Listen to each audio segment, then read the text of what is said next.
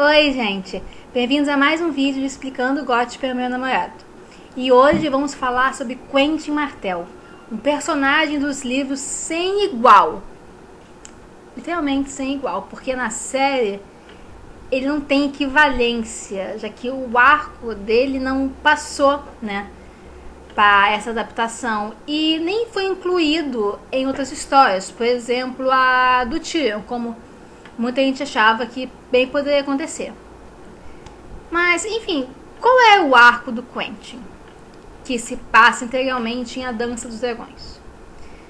Bem, basicamente, o Quentin é o filho do Doran, irmão da Arianne, que também não passou pra série. E o Quentin, depois que foi enviado para cortejar Daenerys, resolve impressioná-la ao tentar domar um de seus dragões. E a tentativa aparentemente está extremamente errado e ele acaba morrendo depois de 3 dias de agonia na cama, que ele viajou metade do mundo para alcançar, né? É uma história um tanto triste, mas muitos leitores já se perguntaram qual é o significado dela. Que assim, o arco do Quentin parece que vem de lugar nenhum, tem todo um trabalho e ele acaba em lugar nenhum. Qual é o sentido disso? Quer dizer, foi só uma história Shagdog? Como bem poderia ser do Rickon, por exemplo? Uma história feita para enganar o leitor? Então, a história dele não é mais nada que uma paródia daquelas narrativas galantes de domadores de dragões que salvam donzelas, tal, aquele clássico conto de fadas europeu. Então, a vida e a morte dele não teve propósito nenhum, quer dizer, além de afastar Dorne da Daenerys. Tematicamente, de fato, parece que o arco do Quentin e a Dança dos Dragões acabou num círculo completo, fechou-se. A futilidade da morte é realmente um grande tema na série, e este particular falecimento se encaixa muito bem nessa narrativa que a narrativa propõe. E, de qualquer forma, como ele poderia ter escapado, né? Por outro lado, se o Quentin sobreviveu contra todas as chances, isso poderia ter um significado mais profundo da história do que achávamos? Bem, para ver isso, a gente vai ter que analisar melhor as circunstâncias da vida e suposta morte de Quentin Martell. O príncipe Quentyn Merius Martell, ou como ele é melhor conhecido, Quentin Martell, foi o segundo filho e menino mais velho do príncipe Doran Martell com sua esposa, Melaio de Norfos. Quando ele ainda bem jovem, o Quentin ele foi utilizado, como eu posso dizer, como uma espécie de moeda de honra entre a casa Martell e a casa Ironwood. Porque o que aconteceu basicamente foi que o tio dele, Oberyn, se enamorou de uma amante de Lord Ironwood. Lord Ironwood descobriu, desafiou Oberyn para um duelo. Como os dois eram nascidos da alta nobreza, é um duelo apenas do primeiro corte. Mas o fato é que Lord Ironwood ele morreu pouco depois do duelo, o que levou muitos à suspeita que a lâmina de Oberyn tinha sido envenenada. Então, nesse sentido, o Doran não teve muita alternativa a não ser mandar o irmão para o exílio por um tempo, né? E oferecer a seu jovem filho, Quentin, como um pajem para o novo Lord Ironwood, para ser criado junto àquela família. E assim foi feito. Quentin ele foi educado em Ironwood para ajudar a reparar, né, o relacionamento entre ambas as casas. E lá ele se apaixonou pela filha mais velha do Lorde, Ines, que na verdade foi um crush que durou muito tempo, até o dia que ela se casou e abandonou a casa. O primeiro beijo do Quentin, porém, foi com uma das gêmeas Drinkwater. Ele não sabe muito bem qual. Mas enfim, de fato, Quentin, ele podia não ter uma vida muito emocionante na sede da casa Arnwood, mas tinha os seus momentos, né?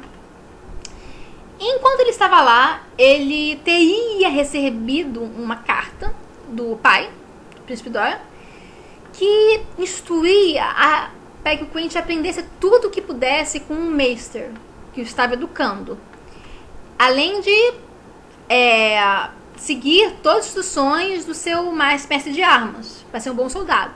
Porque um dia o Quentin ia comandar Dorne e precisava ser forte de corpo e mente.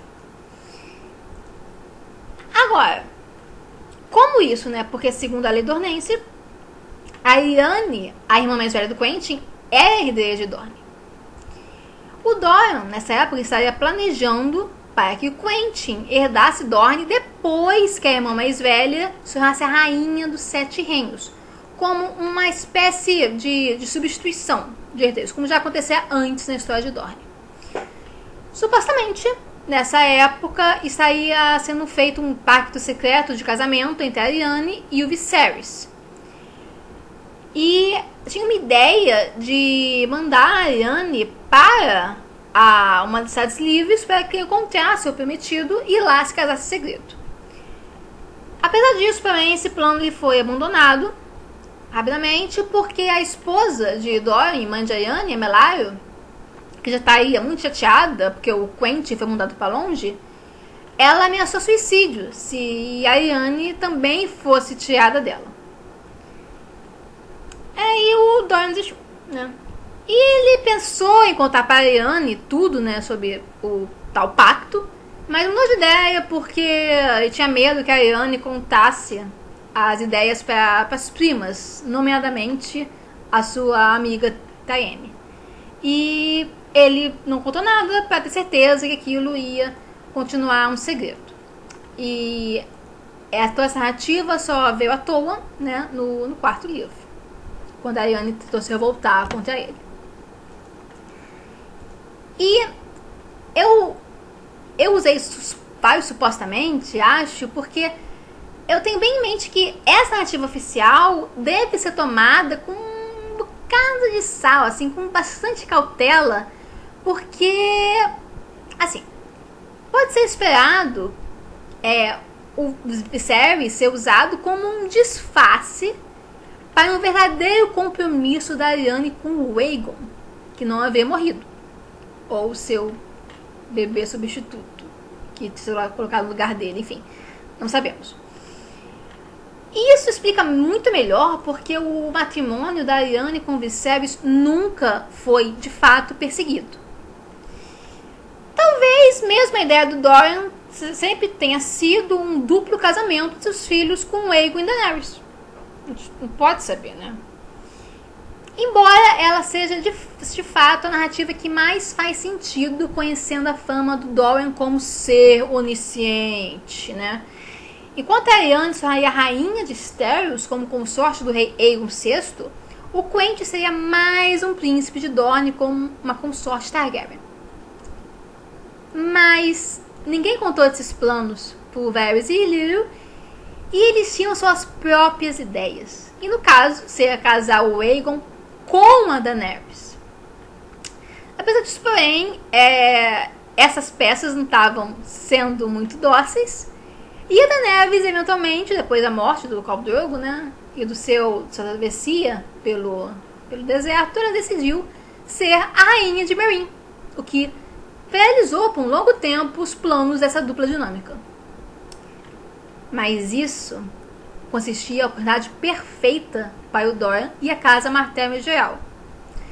Logo, o Quentin foi instruído a atravessar o mar estreito e encontrar a Daenerys, enquanto a Lyanne acreditava que ele estava recrutando mercenários para aclamar Dorne.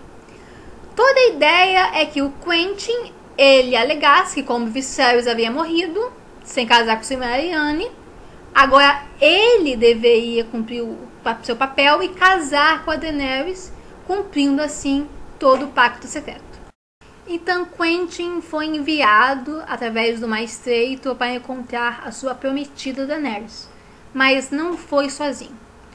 Junto com ele haviam 2 Ironwoods, Cletus e Archibald, além de Jared Drinkwater, William Wells e um Maester, o Kendry. Então, toda essa turma partiu de Dorne a bordo de um navio e depois trocaram de embarcação em Lys. Apesar disso, essa segunda viagem não seria tranquila, porque rapidamente essa embarcação ela foi atacada por corsários. E numa luta violenta que seguiu para impedi-los de dominar a embarcação, Cletus, William e Kedry morreram. Então agora só restavam como companhia de Kendry o Jaehaerys e o Archibald, apelidado Arch. Enfim, os 3 passariam mais tempo do que esperavam em Volantis, já que a prometida Daenerys havia, sem querer, começado uma guerra na Baía dos Escravos ao libertar os cativos. Então eles não conseguiram achar um navio que pudesse os levar a Meereen. Para tentar conseguir uma embarcação, eles passaram por várias histórias envolvendo, por exemplo, o Jaehaerys fingindo de mercador de vinho com 2 servos que queria ir para Meereen para fazer comércio. Mas enfim, nada dava certo. Eventualmente, o Quentyn conseguiu que ele e seus companheiros juntassem os Sopeados pelo Vento, uma companhia de mercenários que estava a serviço de Unquai. A ideia é que eles eventualmente, depois se aproximassem mais da cidade, desertassem e fossem direto para Meereen. E eles serviram ali por algum tempo, onde o Quentyn ganhou o apelido de Sapo pelos seus companheiros, devido às suas feições pouco expressivas. E quando eles estavam chegando perto do norte de Unquai, o príncipe esfarrapado os convocou, ordenando que eles desertassem. Né? O Quentyn nem acreditou na sua sorte. Mas a ideia é que, se os Sopeados pelo Vento acabassem no lado perdedor, houvessem 3 deles no lado de Daenerys, que poderiam apelar para a rainha. De que forma, esses 3 Sopeados pelo Vento cumpriram as ordens do seu príncipe, foram para Meereen só para serem descobertos eventualmente pelos corvos liderados por Diana Harris, que então os levou direto para a corte. Já que o Quentyn ele argumentava que ele tinha um presente para a rainha Daenerys. Então o Daryl falou para Daenerys isso e também acrescentou que o Quentyn queria entregar tal presente em pessoa. Quentyn foi apresentado, revelou que ele e os seus 2 companheiros eram cavaleiros, mas pediu privacidade para revelar o seu presente. De fato, a corte foi liberada e o Quentyn entrega o presente em questão, que é um bando de papéis contendo o tal pacto secreto assinado por Sir William Darry e o príncipe Oberyn Martell anos antes, para que Viserys se casasse com a princesa Aryane Martell. Em troca, os Targaryen ganhariam o apoio de Dorne na sua luta para recuperar o Trono de Ferro. Mas Viserys agora estava morto, e Quentyn oferecia sua mão para Daenerys, para que ambos se casassem e pudessem refazer essa aliança. O Dario, como é de se esperar, né, fica muito bravo com essa revelação. E a Daenerys, ela só fala que ela vai casar no dia seguinte com o Rhaegar, né, que eles chegaram tarde demais. Daí, outro apelido do Quentyn, o príncipe chegou tarde demais. Daenerys, ela também tem algumas reservas quanto a Quentyn, já que na cabeça dela ele se encaixa numa das profecias de Quaithe, que dizia para ela tomar cuidado com o filho do sol. Não sabemos se isso está correto de alguma maneira, mas de que forma a Daenerys ela é afável com o Quentyn, mesmo tendo rejeitado a sua proposta de casamento, inclusive um convidando para conhecer os seus dragões, Rhaegal e Viserion. De qualquer forma, o Quentyn está presente nas cerimônias de casamento e na festa que se segue e testemunha quando Daenerys sai voando montada em Drogon.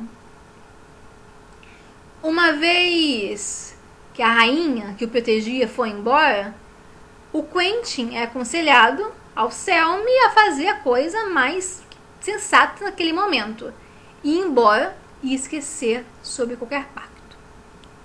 Apesar disso, porém, o Quentyn ele recusa essa ideia, já que ele não quer voltar para o seu pai sem nada nas mãos, sem uma noiva e nem um dragão, que eu acho que é, na verdade, o objetivo de toda essa história. Então, gente, assim como no vídeo do Dario, eu receio que eu vou ter que cortar esse vídeo, mas diferente do vídeo do Dario, não vai ter só 2 partes não, deve ter 3, porque eu acabei de gravar a parte seguinte agora, tá com mais de 20 minutos, vocês podem perceber a minha voz rouca de tanto esforço que eu fiz, e a parte seguinte a essa que eu acabei de gravar promete ser mais ou menos do mesmo tamanho. Eu não quero fazer vocês sofrer, né? Então, vamos ficar por aqui por hoje. Eu vou ver se eu libero outras partes rapidinho, porque falta pouco, de fato. E espero que todas as perguntas deixadas no ar, até então, sejam respondidas o mais brevemente possível. Se a minha garganta permitir, que eu grave a última parte, claro. Enfim, se gostaram, curtam, se quiserem, compartilhem. Se desejarem, é só escreverem aqui embaixo e não deixem de comentar o que acharam e dar sugestões para outros vídeos depois dessa minissérie que eu acabei de inaugurar agora, totalmente não planejada. Tchau, tchau, gente.